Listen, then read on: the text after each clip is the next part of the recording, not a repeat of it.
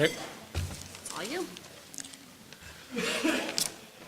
Well, first I want to thank you for this opportunity. It's going to be a great experience. I'm Tom Walliser. This is my partner, Tom Wayner and Paul Wayner. I'm a third-generation dairy farmer.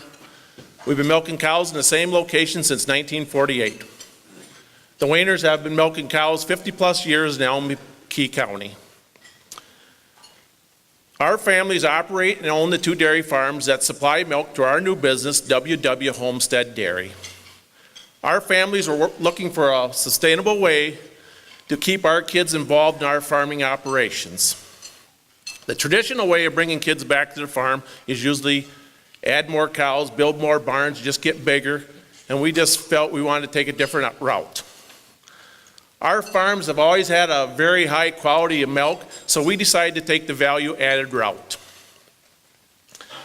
We've always appreciated the idea of knowing where our food comes from, and we really want to make that connection from the farm to the consumers that eat and drink our food that we make at our creamery. Our creamery is the only one in the tri-state area that offers a full line of dairy products. Our products are an all-natural, they're fresh, they're local, high quality, and they include a cream-lined milk, a fresh cheese curd, we do premium ice cream, block cheeses, and butter. Community involvement is huge to our marketing approach. One of the activities we do, we painted a cow in the front of our creamery building. And it's not just any old cow, it's a cow from the Wayner farm. It's a registered Holstein cow, and her name is Anna. So we invited the kids from the area to come in and help paint Anna to make that farm to creamery connection. We also do parades, we do in-store demos, we do Facebook, and we also do Twitter, and I'm still trying to figure out what exactly Twitter is. We do farm tours and also creamery tours. And it's very important to us that our communities take pride in what we do.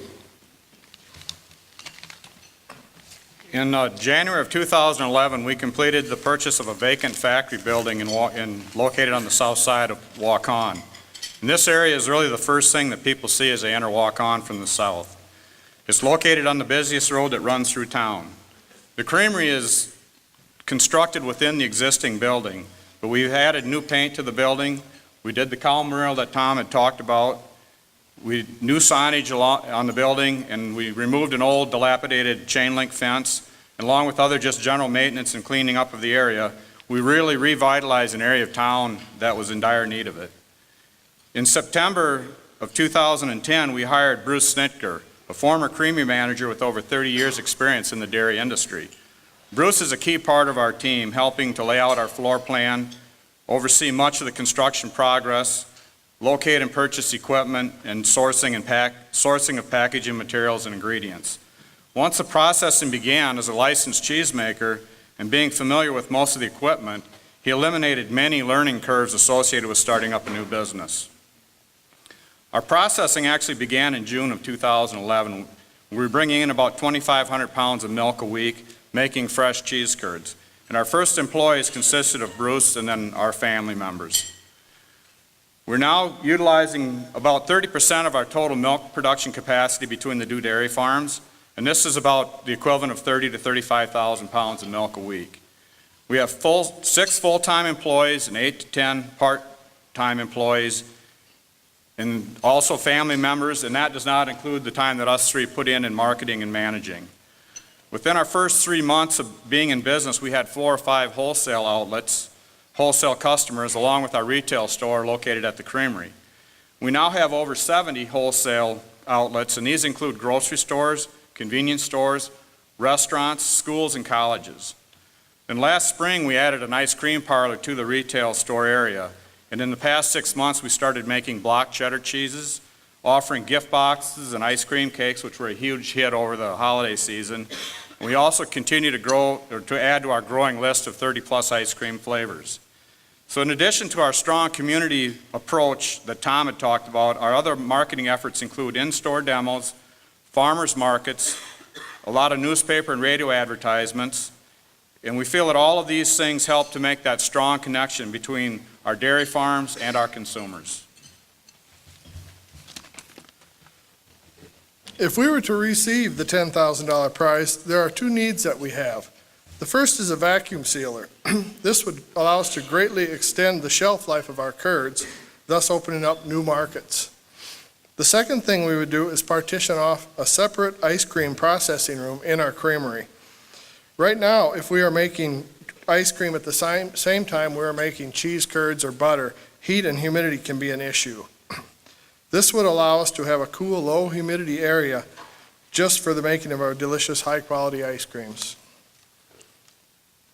These charts show the big picture view of where we are and where we need to be financially. The one shows our month-to-month sales increases. The other shows monthly average sales increases, but also shows our goal. This is where the sales will cover all our financial costs of production or our financial sustainability. There are things that can move this goal up or down, forward or backward. Efficiency of operation is one variable, and I realize how important this is. But after years of listening to the experts stress efficiency in the dairy farming, I take that with a grain of salt. In 2009, when feed costs alone were more than what we were getting for the price of milk, they said efficiency. So I told the cows I needed more milk and less cow pies. They just stared at me. Dream Big Grow Here is also a big part of this target. With the $5,000, we bought a 16-flavor dipping cabinet, which gives us consistent temperature, so higher quality, and also more visibility of our products. With our old cabinet, little tykes had to jump up and down to look in the cabinet and see the ice cream. Now they don't have to anymore. They still do, they just don't have to. With the $5,000, we also bought a pint bottling for our bottler, and this opens up markets with convenience stores and schools. With the $10,000, the ice cream room will fulfill our increased summer demand while maintaining our high quality. The sealer will open up new markets with convenience stores and delivery route companies. These improvements all move our goal forward with increased sales, but don't push it up with increased capital.